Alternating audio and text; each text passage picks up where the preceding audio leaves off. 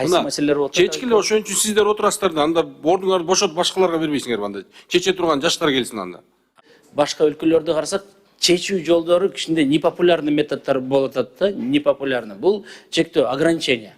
Любой бир өлкөнү карасак, ошол маселени чечиш үчүн чектөө киргизиш керек. Эми 700 000 машин. 700 000 машин азыркы учурда Бишкек шаарында бар.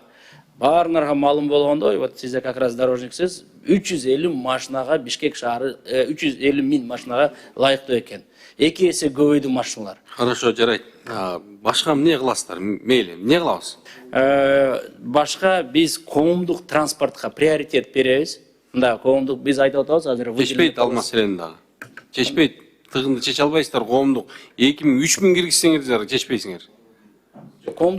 Монорельса деген бир маселени көтөрүп чыктыңыздар эле. Трамвай маселесин карабайсыздарбы мындай радикалдуу эле бир иштерге барбайсыңарбы?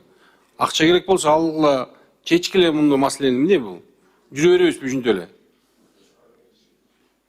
Трамвай маселеси мына силер өткөндө айткандар, мына троллейбустар алсак эле болду, пробканы чечебиз дедиңер. Алдыңар кана чечилген турат ошо боюнча эле. Троллейбустар каякта азыр? Зымдар каякта? Троллейбустар алынды, бул пробка маселеси чечүү эмес. Сиздер ушинтип ушул жерге өткөнкү сазыкта келгенде ушундай жооп бергенсиздер. Ошко бердиңиздерби, каяка бердиңиздер аларды?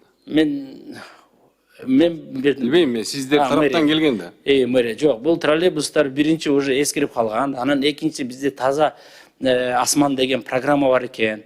Ошонун алкагында, ошол анан троллейбустар кичине мында башка транспортко караганда чоң транспорт экен. Рамис мырза, түшүнүп атам мен бардыгыбыз эле көйгөйүбүз ушул. Көйгөй ушу тыгын маселени чечкей, бирок радикалдык иштерге барыш керекпиз. Барбасак чечилбейт бул маселе.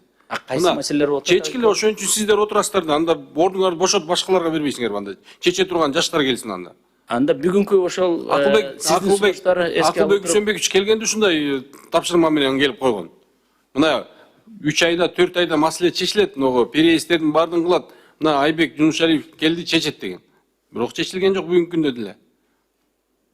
Бактыбек Канбекович, как раз пайда болуп калды. Анда бүгүнкү ошол эс калуу менен бир-эки радикалдуу маселе сунуштарды киргизгиле сөзсүз. Мен айтып атам, монорельсе деп атам, трамвай маселелерин карагыла деп атам. Башка бирденкелерди караш керек да, жаңы технологиялар колдонбойсуздар. Монорельс, трамвай. Жүрө бересиздерби, эмне кыласыздар? Билбейм мен, өзүнүн иштери эле. Ар бир адам өзү ошол жерге кызматта тургандан кийин ошол ишти алып барыш керек деп ойлойм да, татыктуураак.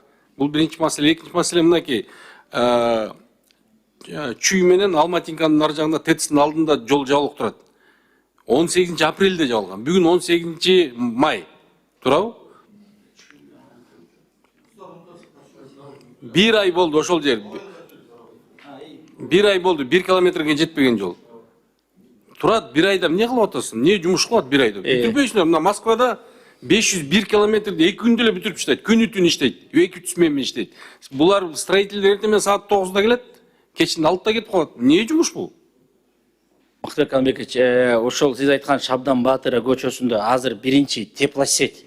Теплосетьте ал 4 жол жазат. Ошол жерде жыл сайын эле жазып эле акча кетире бересиңер. Карабайсыңар, ким карайт? Комиссия карап атабы?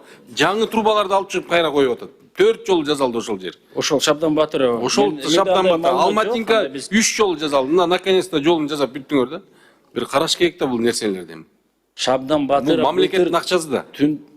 Былтыр түндүк тарабы жазалган, түндүк. Быйыл болсо ошол юг тарабы, түштүк тарабы. 2 сменден кой бергиле анда, 3 сменден кой бергиле иштесин да, бат-баттан бүтүрүп тыгындарды өзүңөр создавать этип атпайсыздарбы? Кабыл алынды. Жок маселе башка менде.